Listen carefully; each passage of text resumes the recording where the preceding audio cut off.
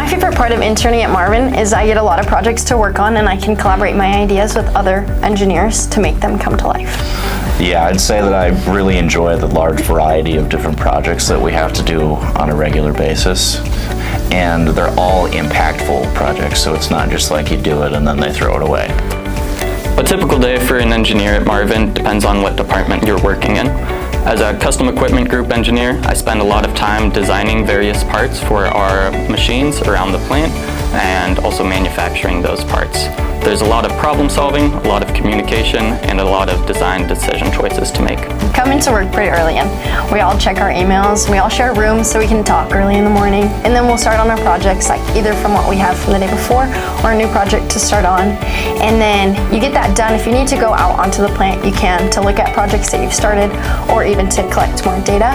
And then lunch comes around and then the rest of the day flies by.